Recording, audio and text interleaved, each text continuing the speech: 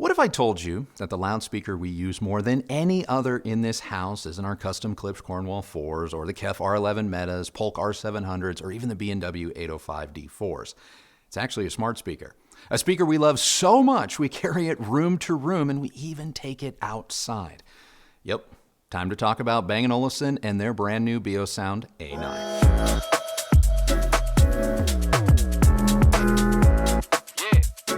The A9, now in its 5th generation, is Bang & Olufsen's iconic disc-shaped all-in-one music solution. The A9 features a total of 7 drivers, an 8-inch woofer, 2 3-inch mid-range drivers, 2 1.5-inch full-range drivers, and 2 1/4-inch tweeters, all of which are driven by their own Class D amplifiers that, when combined, total 1,150 watts. All that power, 7 drivers, and a rear-ported cabinet combine for a reported frequency response of 33 Hz to 23 kHz with a maximum SPL of 100 decibels. Because the A9 is powered, it doesn't need separate amplifiers or preamps, so no system matching is going to be required. Now, input-output options include an Ethernet port, line in, though it has a USB-C adapter, and a standard cloth-covered power cord. Wireless connection options, they include Wi-Fi, Bluetooth 5.3, AirPlay 2, and Chromecast. It also has native support for music services like Spotify Connect, Tidal Connect, Deezer, as well as BeoLink Multi-Room and B&O Radio, all of which are accessible and controlled via the Bang & Olufsen app or through one of the brand's separate remote controls. Originally launched in 2012, the A9 hasn't changed all that much visually. The large disc-shaped loudspeaker rests on the same 3 wooden legs in a tripod-like configuration. And the front of the speaker, it features a cloth grille available in a wide variety of standard finishes, including custom options that can be ordered either direct from B&O or from your local dealer. Now, in this video, you are seeing the gold tone finish. The speaker itself is pretty hefty, tipping the scales at 33 pounds. Now, the rear-mounted base port also acts as a handle, which makes moving the A9 around possible, but it is a little bit more cumbersome than, say, moving around a BEOSOUND level or balance. The A9 touts itself as a room-filling, all-in-one music system, and to that end, Bang & Olufsen's claims are 100% true. Setting up the A9 is different from most traditional speakers, though. A relatively new feature is the ability to pair 2 A9s together for a more traditional stereo setup, though this is not something we were able to test as we only have the one. Pairing 2 A9s together or pairing an A9 with other compatible B&O speakers is done inside the app. So once you settle on a location for your A9, be it in a corner or out in the open, and you plug it in, all of the higher functionality is going to be accessible in the app. Connecting the app to the speaker itself, 100% painless, even on my dinosaur of an iPhone. Once inside the app, you can tailor the speaker's sound to your room using a variety of methods: auto room correction, manual EQ, or both. There are a number of sound presets as well, and you can even create and save your own, even multiple ones if other members in your household have different tastes. The sound is so adjustable, it's possible to make the A9 sound pretty much however you want, but in that, B&O way. Also inside the app, you can connect to your favorite streaming music services or locally stored music, and even save up to 4 favorite stations or services for quicker recall later. You can also control the A9 somewhat manually, though I rarely do because I find either the app or Apple Music's AirPlay connection to just be easier.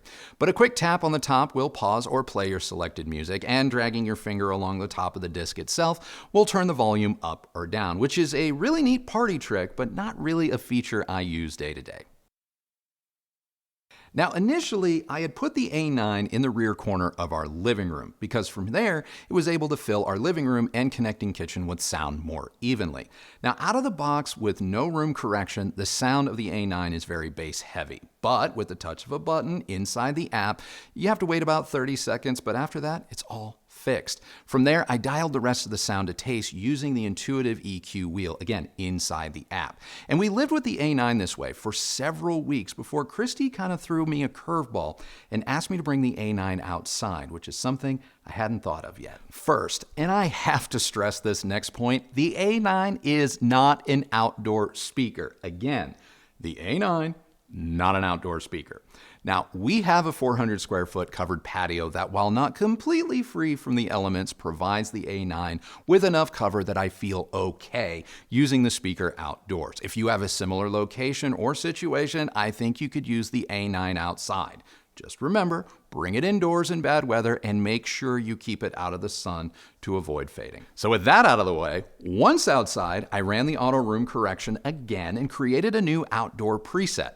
From that moment, not a single day has passed where the A9 hasn't been playing music for hours on end. In fact, both KRISTI and I work on this channel regularly while sitting outside enjoying the A9. Inside or out, the A9 is an incredibly consistent loudspeaker. There's no mistaking it for anything but a B&O. It has that trademark clean and punchy sound even after tuning. Now the bass, it can be as epic or as tame as you like. When properly balanced with the rest of the speaker's response, the bass is always detailed and responsive with near subwoofer-like extension.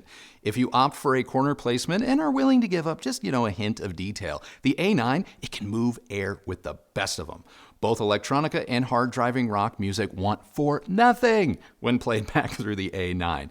Even when playing back music at lower volumes, there's still this sense of punch, which is more than I can say for a lot of passive loudspeakers.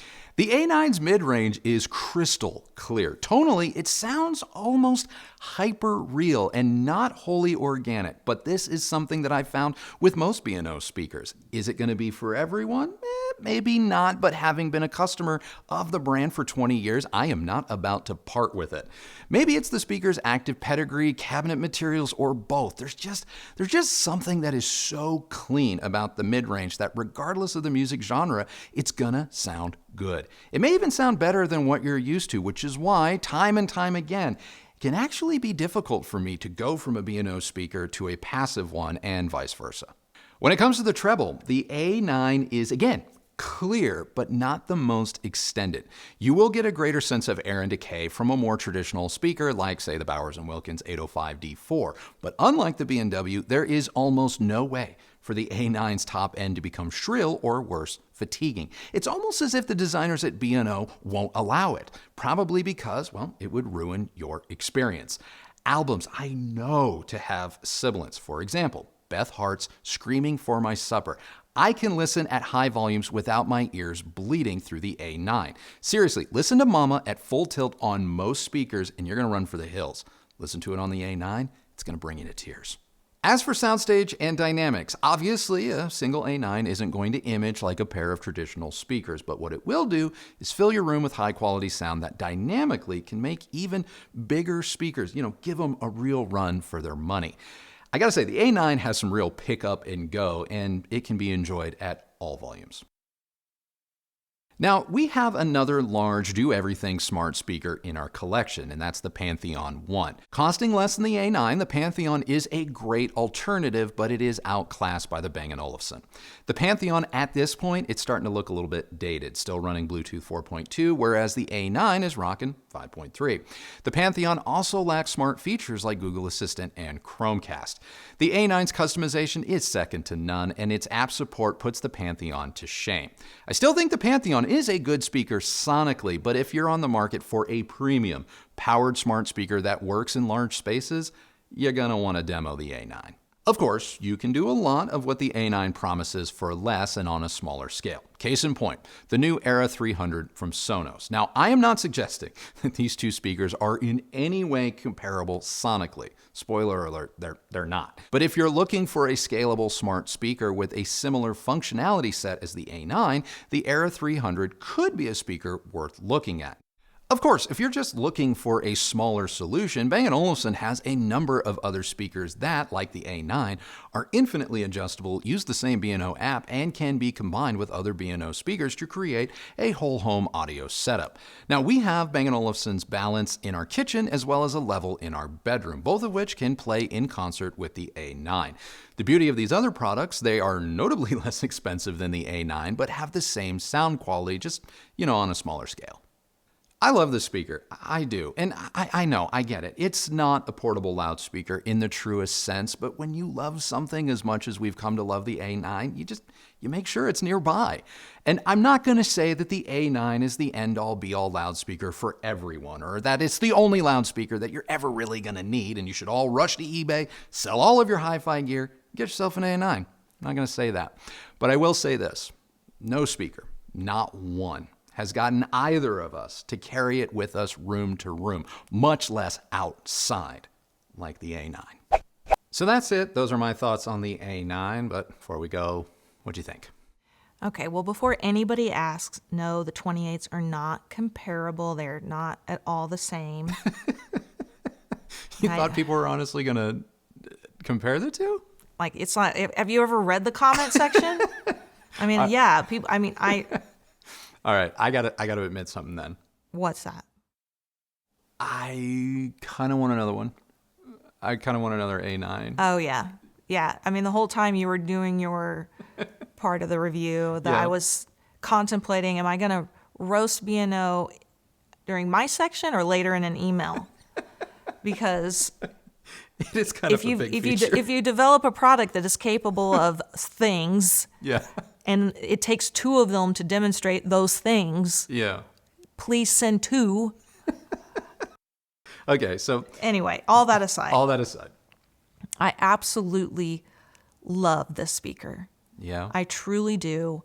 I honestly, this experience has brought me so much joy, and at the end of the day, that's really all that. It's what it's all about. I find myself looking forward to listening to this every single day. It's become a part of our routine. Every single morning starts the same. You know, after Katie gets her walk, the two of us go outside and I get in my amazing CB2 chair and with my laptop, and I pull up Apple Music and I just start listening to music.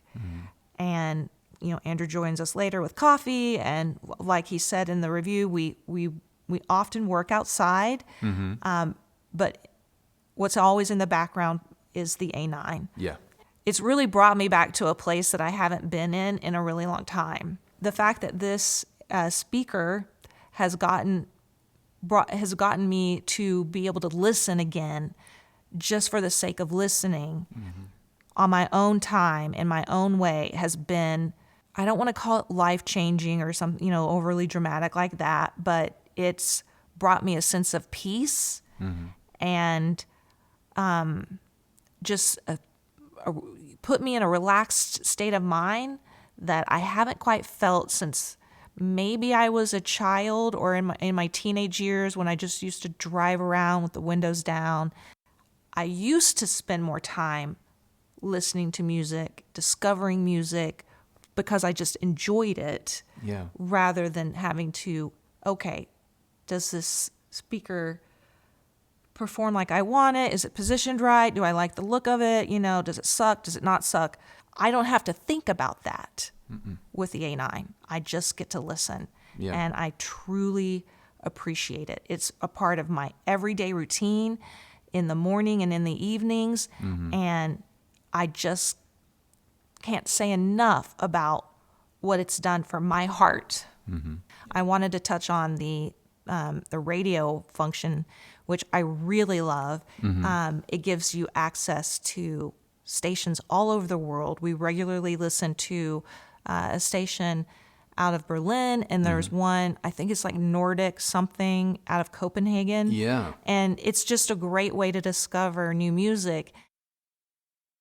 You know, I just wanted to say that if you viewers out there who often make comments to Andrew, you know, congratulating him for finding this unicorn in me, and you wonder, how do you find someone like me? And I've talked about this before, and I'll say it again. If you are looking for a way to involve your partner or your kids, meet your gateway drug. Yeah. But there's a thing that you're going to have to do, and that is you have to be able to set aside your own personal biases. I'm talking about if you believe that the only way you can truly listen, or the only thing that's good, is a set of passive speakers and, you know, all these components. That's just not the case. That's the way you like to do it. But understand that your partner and children may not see it that way, and that's okay.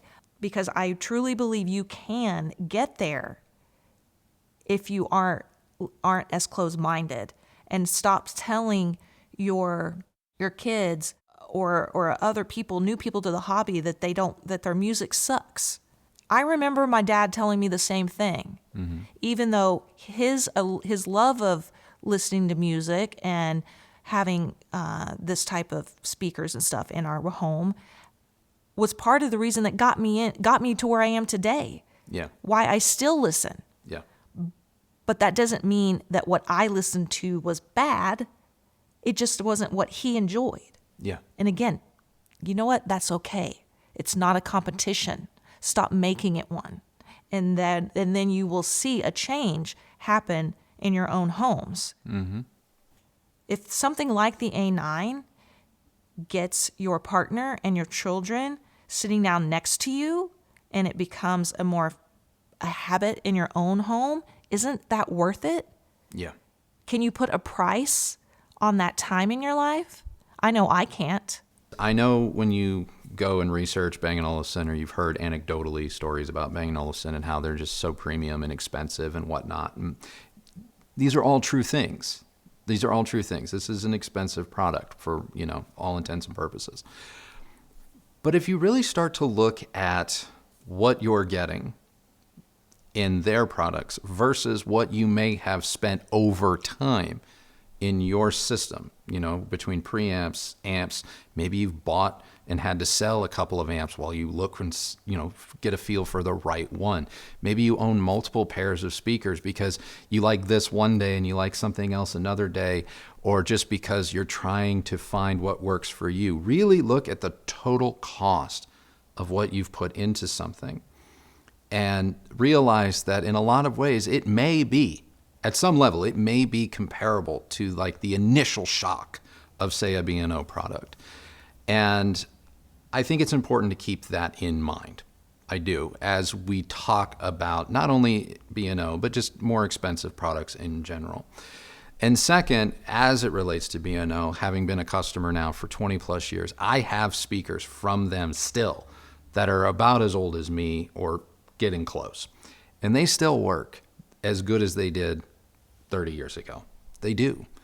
And while I'm sure there will be someone in the comments that says, hey, I had a B&O product and it did this inside of a year, I'm sorry. And there will always be those types of stories as well. But I'm just telling you, it hasn't happened to me. And so while, yes, their products are expensive, you're getting your money's worth in terms of longevity. Well, I want to say one thing because Okay. we recently went to one of the B&O dealers, and it does seem like the B&O does care about the customers that have bought their products in the past. Oh, yeah. They do care about the longevity of their products and of those so-called legacy units and how they want to be. They still want people with those older products to be able to enjoy even new stuff and not without having to just ditch all the old. There is a roadmap here, but the roadmap for Bang & Olufsen does appear, unlike other brands sometimes, does appear to go forwards and backwards. Okay. All right, guys. That is our review. Whew. That was a review, right? Oh boy. Question of the day. Tell us your story. Yeah.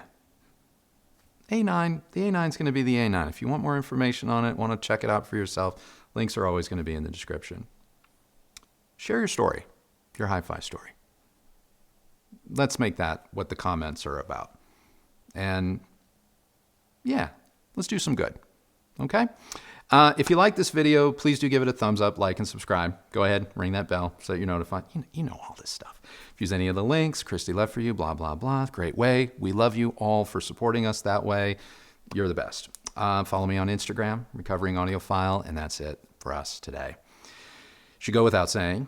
Feel like I should have a bouncing ball, But the only person who has to like the sound of your system is you. So happy listening, everybody. Thank you so much for watching, and we will see you on the next video.